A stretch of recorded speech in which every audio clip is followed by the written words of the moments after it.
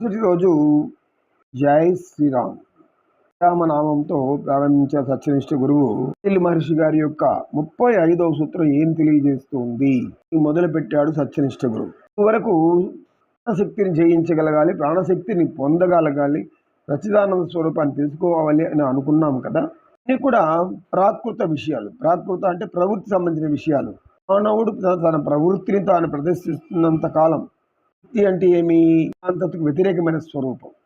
మన జీవితంలో వచ్చే ప్రతి సంఘటనను మనం తీసుకొని ఆ సంఘటనలు ప్రతిస్పందించిపోవడమే కృతము లేదా ప్రవృత్తి అంటాం. ప్రవృత్తి అనేది మానవులు ఒక్కొక్కరికి ఒక్కో రకమైన రీతిలో దానిని ప్రవర్తన రూపంలో చూపెడుతూ ఉంటారు. అది మనం సులభంగా కూడా గ్రహించవచ్చు. వారి యొక్క మనోభావాల యొక్క ప్రభావమే వారి ప్రవర్తన. ఏ మనోభావాలు కలిగి ఉంటారో అలాంటి ప్రవర్తన చేస్తూనే ఉంటారు. పైకి మాత్రము అనేక విధాలైనటువంటి నీతి సూత్రాలు, నీతి నియమాలు, వీటి గురించి అనేక రకాలైనటువంటి వ్యాఖ్యలు, ఇలా అనేక విధంగా బొమ్మలు చేసి పెడుతూనే ఉంటారు. ఇవన్నీ కూడా ప్రాకృత విషయాలు, అంటే ప్రవృత్తి లక్షణాలను తెలుసుకోలేరు. నీతులు ఇతరులకు మాత్రమే చెప్తున్నంత కాలం ఏ వ్యక్తి అయినా ప్రవృత్తి నుంచి బయటపడడు. వారు ఎలాంటి బోధకులైనా, ఎలాంటి గురువులైనా, ఎవరైనా సరే ఈ ప్రాకృతి విషయాలు అంటే ప్రవృత్తికి సంబంధించిన విషయాలు రెండు కూడా సుఖదుఖాలను కలిగి ఉంటాయి. ఆ సుఖదుఖాలు వచ్చినప్పుడు దీన్ని రెండింటిని అనుభవిస్తూ అందులో పడి తేనెలో పడిన ఈగలాగా గెలిగలా కొట్టుకుంటూ జీవించాలి. కుండంలో చిక్కుకున్న నావలాగా ఆ సుడిలోనే తిరుగుతూ ఉంటుంది ఈ యొక్క చిత్తము. అప్పుడు మనకు జ్ఞానం అనేది సిద్ధించదు నుంచి బయటపడేంత వరకు. పతంజలి మహర్షి గారు 35వ సూత్రం ఏం తెలియజేస్తున్నారంటే, విషయవతీవా వృత్తిరుత్పన్న మనఃస్థితి నిబంధిని. అంటే ప్రవృత్తిలో ప్రాకృత విషయాల్లో లీనం కాకుండా ఉండి వ్యతిరేకమైన భావాలను మనలో పెంచుకుంటూ నూతన విషయాలలో ప్రవేశిస్తున్న కొద్దీ ఇప్పుడు చిత్తస్థైర్యం ఏర్పడుతుంది. అంటే చిత్తం చేసేటువంటి మాయలు, భ్రమలు, భ్రాంతులు, వీటన్నిటిని మనం తెలుసుకొని వాటి నుండి బయటపడగలిగేటువంటి స్థితి వస్తుంది. దానిని చిత్తస్థైర్యము అంటాం. ఆత్మవిశ్వాసం అని కూడా అంటాం. మనోవికాసం అని కూడా చెప్పుకుంటాం. కొత్త విషయాలు, అప్రాకృత విషయాలు అంటే ప్రవృత్తికి సంబంధించి కాకుండా ప్రశాంత సంబంధించిన విషయాలు, సజ్జనులతో సాంగత్యం కావచ్చు, ఏదైనా కావచ్చు.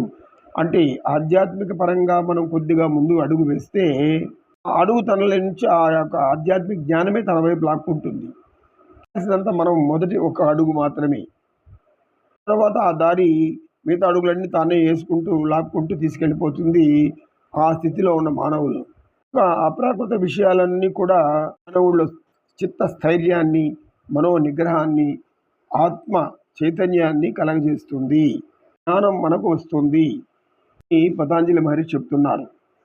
రావాలి అంటే అష్టాంగ యోగం తెలుసుకున్నాక అనే స్థితిలోకి ప్రవేశించాలి. ఉండగా మరలా ఆ యువకుడు అక్కడికి వచ్చాడు. అతని బట్టలంతా చిరిగి ఉన్నాయి, ఇక్కడ గాయాలై ఉన్నాయి, చిన్న చిన్న రక్త మరకలు కూడా శరీరం మీద కనబడుతూ ఉంది. నేరుగా వచ్చి అక్కడ సత్యనిష్ఠుడి ముందు కూర్చొని, గురువు గారు మీరు చెప్పినంతా విని నేను అలా చెప్పాను, చెప్పగానే నాకు ఈ మరి కలిగింది అని అన్నాడు. ఏం చెప్పాను, నువ్వేం చేశావు అని అడిగాడు సత్యనిష్ఠుడు. ప్రాణం ఒకటే విలువ కలిగి ఉంటుందని మీరు అన్నారు.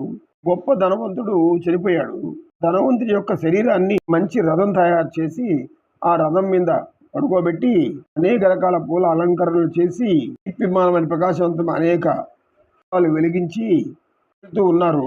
పక్కనే ఒక దారి పక్కన ముసలి యక్షగాడు సరైన ఆహారం లేకుండా మరణించి ఉన్నాడు. 2 రోజుల నుంచి అలాగే పడి ఉంది. దాన్ని ఎవరు పట్టించుకోలేదు.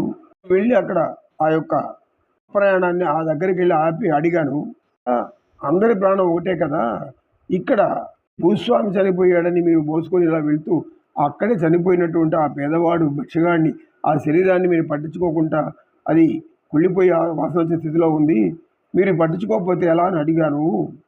అక్కడ ఉన్న వారందరూ నన్ను ఇలా చేసి పంపారు అన్నాడు. ఇప్పుడు సత్యనిష్ఠ గురువు, నీవు చెప్పిన దానికి నవ్వాలో ఏడవాలో కూడా అర్థం కావడం లేదు. మాకు అందరి ప్రాణం సమానమని చెప్పాను, కానీ వీళ్ళు ప్రశ్నించమని చెప్పలేదు కదా. ఉండేవాళ్ళు ఒక రకమైన అహంతో ప్రవర్తిస్తారు, లేని వాళ్ళు ఒక రకంగా ప్రవర్తిస్తూ ఉంటారు. ఈ తేడాలు తెలుసుకోకుండా, అంటే లౌక్యం తెలియకుండా, లౌకజ్ఞానం లేకుండా ప్రయాణిస్తున్నటువంటి శవాన్ని ఆపడం అనేది వాళ్ళకి అందరికీ ఆగ్రహం తెప్పించింది. నీ ఒళ్ళు ఈ విధంగా హోనం చేసి పంపించారు. ఒక యుక్తాయుక్తాలు విచారించి మనం ఏదైనా మాట్లాడాలి. అందరి ప్రాణము సమానమే అని చెప్తే వెళ్ళి ప్రశ్నించమని నేను చెప్పలేదు కదా, వాళ్ళు నిలదేయమని చెప్పలేదు కదా.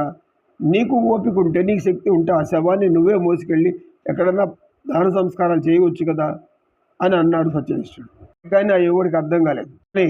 సత్యనిష్ఠుడి పాదాలకు నమస్కరించి అక్కడి నుంచి బయలుదేరాడు.